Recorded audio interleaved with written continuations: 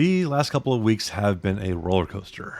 In my last vlog video, I recapped a league session where I went in with some confidence and shot 544. After that, I did some practice to continue working my timing, which got me feeling good again. The next league session, I shoot 475. I didn't even make a video about that one because I felt so bad afterwards. But 2 days later, I was back practicing, doing drills, and getting things into what felt like good order. I felt like I might be able to make a good showing at the sports shot tournament at Metro that weekend. I averaged 144 for 5 games and finished third from last. I sort of shut down after that one and didn't really know how to really approach the coming week. I hit up the pro shop to have them adjust one of my solvable thumb holes. I'll touch on that in a bit. But I didn't really have time to go practice yet. I get to league, didn't really feel like I was in a good place through warm-ups. The first ball I throw is a 3 count. But over the course of the first game, I finally figure out 2 important things in my approach, and it all comes together. So let's go ahead and review some of this right now. As always, I appreciate any comments you have to share about my videos and my bowling, and would love it if you would click the subscribe button to help you follow along with my bowling journey. As mentioned, I shot a 475 in last week's league session. I stopped filming halfway into game 2 and just deleted the footage. It was just that bad. I had no feel for my timing. My release was crap, and I kept leaving missy spares to attempt. First game, I was able to grind out a 190, but the wheels fell off from there. As I've talked about before, my mental game sometimes has challenges, but I've gotten pretty good about setting aside bad nights quickly. Even before that night was over, I was already kidding myself to go practice on Friday, rather than letting myself stew over it. I'm in the middle of a ton of game changes, so bad nights are going to happen, or at least that's what I have to remember to keep telling myself. Practice that Friday was pretty good. As I've been doing, I spent a couple games worth of time doing no-step and one-step drills, working to get my slide position more solidified. Then a couple games of actual bowling, which went well. I got the finger inserts on my phase 2 plates as well. And after that, I felt like I was in a really good place to go have a good showing at Metro Bowl on Sunday. After the fact, I was able to identify that my bad shine boiled down to a few things. First, the pattern was hard. I had gone into it thinking I had a good plan and that I had a line available that fit well within my game. But upon actually getting onto the lane, it just didn't bear fruit.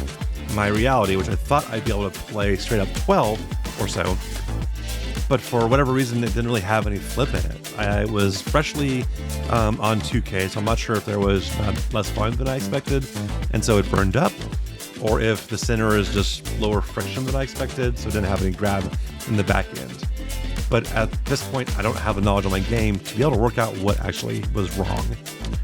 Also, I just kept missing to the right. I'd so often be looking at 12, but I'd end up hitting 10, and the ball would then go out to 8 or 9. And at that point, it's out of bounds on this particular pattern, and nothing's going to come back from there. I think I have that part nailed down to a mechanical problem that I wasn't able to identify until later, almost certainly related to my push away or slide.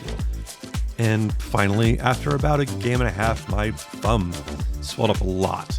The center was really humid, and I had to switch it on my larger thumb hole really early. But then between the humidity and the earlier abuse, even that thumb was to the point where my thumb was hanging up in it a lot. So for the last few games, it just didn't have a reliable release at all. In the moment, though, I didn't really have the mental spoons to recognize that. I was frustrated, almost having a full-on autistic shutdown a few times. It was quite possibly one of the hardest experiences I've had so far with bowling.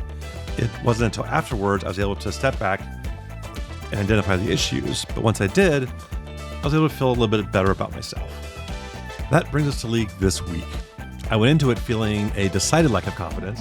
Warm-ups were funky, I couldn't really get into appropriate groove, and I struggled really hard for the first few frames. But by looking at some video in the moment and chatting with a couple of people on Luke Roswell's Discord, hello Angel, James, and Fruit, I was able to nail down a couple primary things. First, if I emphasize my crossover step, the second step on my approach, where my right foot crosses over in front of my left, that got my body into a position where my subsequent steps led me to slide pretty much right where I started.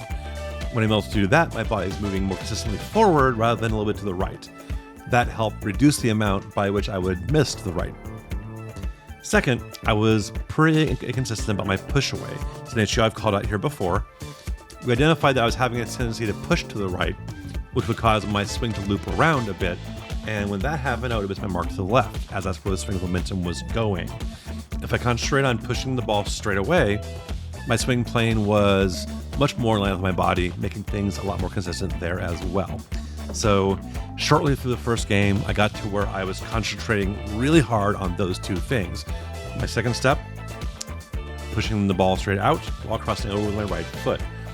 Once those things happened, I was able to stop thinking about it, and my approach continued naturally right along from there all the way through my release.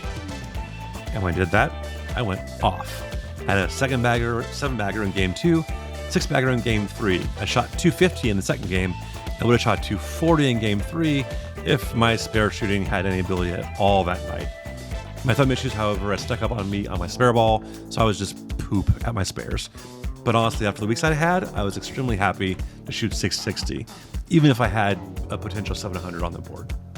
So what's up next? Well, for one, I'm visiting my pro shop to get a couple more swappable thumbs with much larger holes.